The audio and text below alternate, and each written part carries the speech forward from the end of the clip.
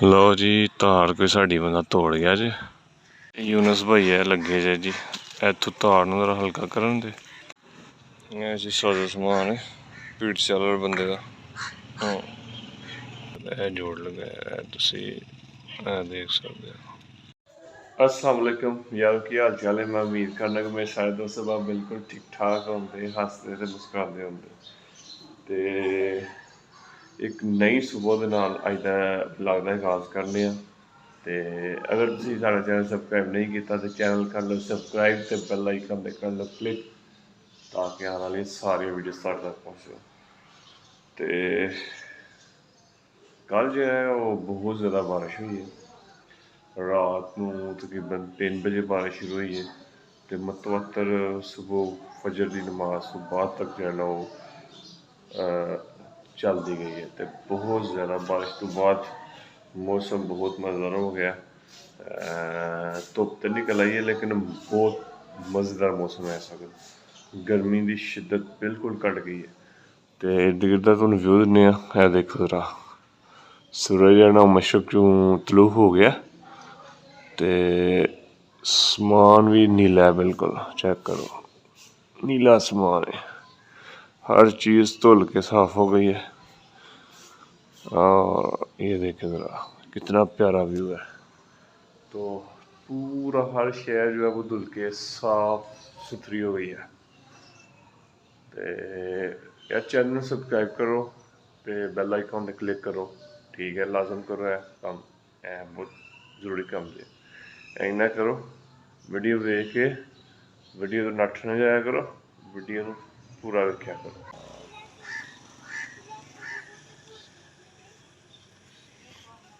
तो चलने बाहर जरा देखने बाहर का की कंडीशन है, मौसम कैसा है बाहर। बिस्मिल्लाह।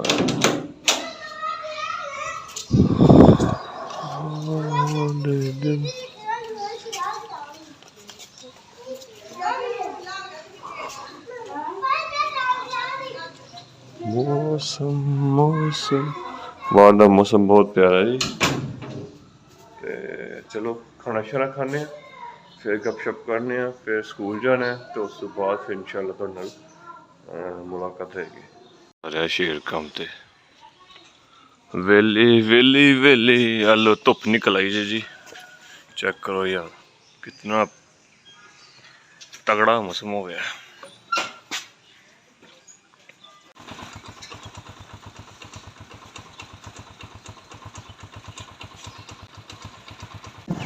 मौसम तुसीं वेख सकदे हो माशाल्लाह, धुप तो बाद बारिश तो बाद कितना ज़्यादा मौसम जरा प्यारा हो गया।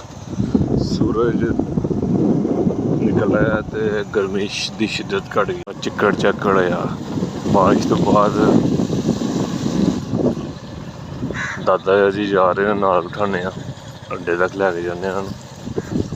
आइयो लो सज्जनों तो बेलियो अही हो गए जे फ्री।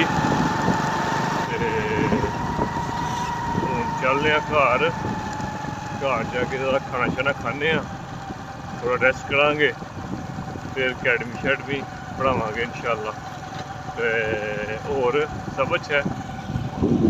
तो मुंजियां शुंजियां पागियां ने यारो वीरो ते भराओ, जिन्ने भी दोस्त साढ़े बाहर ने वो सारे आइयो फिर पाकिस्तान।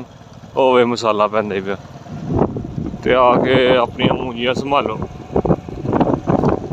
लैवल दियां मुंजियां हो रही हैं जी अल्हम्दुलिल्लाह। ए मुंजी थोड़ी जी कमजोर ही है। इधर जी मुंजी माशाल्लाह वो नाल वाली वो बी मेरा ना कायनात बी है, वो काफ़ी ज़्यादा जो ना वो बेहतर नज़र आ रहे हैं। तो जंतर लाए ने गए ने जंतर जो ना जमीन की जरहेजी के बहुत ज़्यादा फर्क है। इस वास्ते जंतर लाए ने चढ़ी है। तो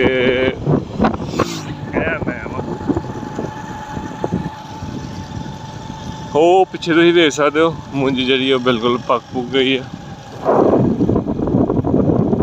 तो मौसम माशाल्लाह खुल गया, बारिश का बहुत ज़्यादा फायदा है। इस बारिश की बहुत ज़्यादा तलब सी मुंजिया ने भी तो इंसाना ने भी। मैं जिस रोड ते मैं जाना वा रोड बिल्कुल सुनसान होंदा है, कोई शायद गड्डी इत्थों निकलदी है। बाकी इधर घट्ट ही लोगों का आन जान है। 4 सैक्टर अंदर नाल इंडिया का बॉर्डर है, तुसीं वेखण दे हो। A few hours later. लो जी तार कोई साड़ी बंदा तोड़ गया जी, ते इत्थों तार साड़ी टुट गई है। कोई बंदा डैंपर ते बज्जी लैके आया ते इस वजह तो तार टुट गई है। ते बुलाया जरा PTCL एक्सचेंज वाले बंदे नूं, ते ओह् जरा उत्ते लग्गेआ ओह् उत्थे, ते फोन सही होंदा ते फिर वेखने नैट दी बहुत ज़्यादा प्रॉब्लम इत्थे शुरू होई जाना, बहुत ज़्यादा मसला नैट दा बनेआ। तुसीं चेक कर सकदे हो। कोई बजरी लै गया बल्ले म्हल्ले का बंदा, ते बजरी की वजह तो डैंपर किते तारां न वज्जा ते तारां जेह्ड़ियां टुट गेइयां जे। जी सारा समान PTCL वाले बंदे का यूनस भाई है लगे जे जी, इत्थों तार नूं जरा हल्का करन दे, ते हल्का करके फिर इंशाल्लाह नूं जन्ना ओह् ठीक कर देंदे, तार दा जोड़ ला देंदे। चलो इंतज़ार करने हूँ थोड़ा। जगह तो जोड़ टुटा है जी जोड़ ला के टेप शेप लान गए हम यूनस भाई।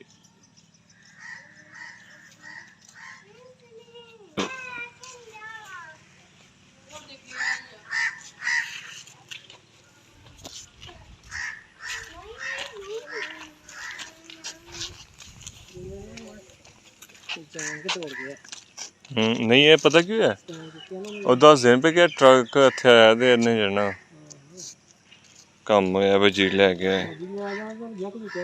आहो वेख्या कोई नहीं।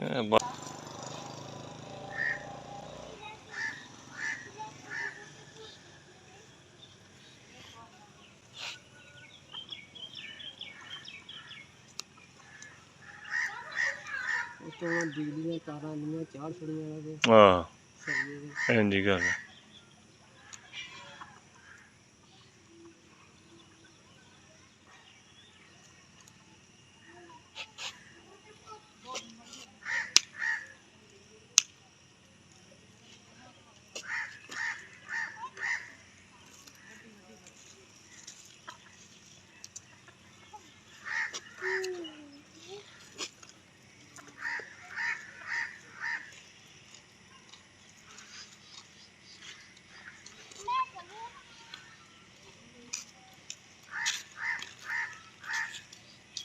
जोड़ जो है वो लगाया जा रहा है, अभी जोड़ लग रहा है।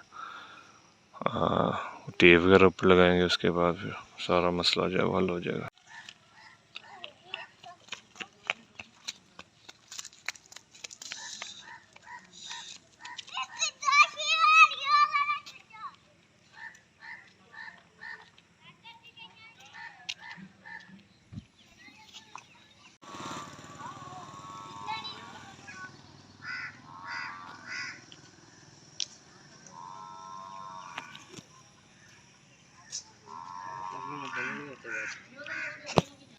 इनू छड़ दिए टेप वगैरह कोई जोड़ वगैरह लग गया जी, ते बस हूँ इनू उत्ते खिच्चने यूनस भाई गए न उत्ते खिच्चने वास्ते, इनू उत्ते खिच्चने ते बस सारा कम्म जो सैट हो गया। पहले तो जोड़ का ही नहीं पता चलता पाया कि टुटी कित्थों आ, ते बड़ी मुश्किल नाल जेह्ड़ा असी फड़ेआ ये बड़न देना खिच्च के, फिर थोड़ा उच्चा होइएगा।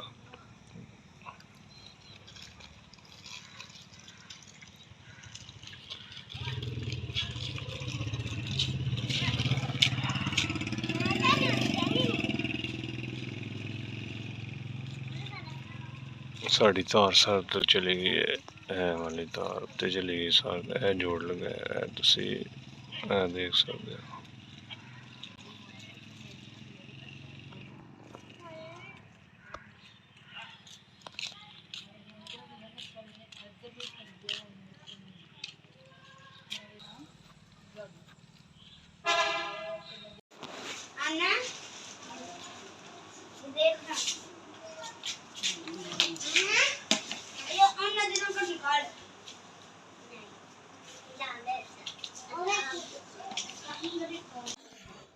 ਕਾਫੀ ਤਗੱਦੋ ਤੋਂ ਬਾਅਦ ਆਖਰਕਾਰ ਸਾਨੂੰ ਉੱਥੇ ਜਿਹੜਾ ਜੋੜ ਸੀ ਉਹ ਜੋੜ ਬਿਲਕੁਲ ਠੀਕ ਸੀ, ਉਹਦਾ ਕੋਈ ਮਸਲਾ ਨਹੀਂ, ਮਤਲਬ ਉਹ ਟੁੱਟਾ ਸੀ ਲੇਕਿਨ ਉਹਦਾ ਨਹੀਂ ਮਸਲਾ। ਇੱਕ ਜੋੜ ਥੋੜ੍ਹੀ ਜਿਹੀ ਅੱਗੇ ਕਰਕੇ ਲੱਗਾ ਸੀ, ਉਹ ਜੋੜ ਢੂੰਡਦੇ ਸਾਨੂੰ ਤਕਰੀਬਨ ਅੱਧਾ ਘੰਟਾ ਲੱਗ ਗਿਆ। ਅਤੇ ਨੈੱਟ ਬਿਲਕੁਲ ਜ਼ਬਰਦਸਤ ਹੋ ਗਿਆ, ਇੰਟਰਨੈਟ ਚੱਲਦਾ ਹੈਗਾ।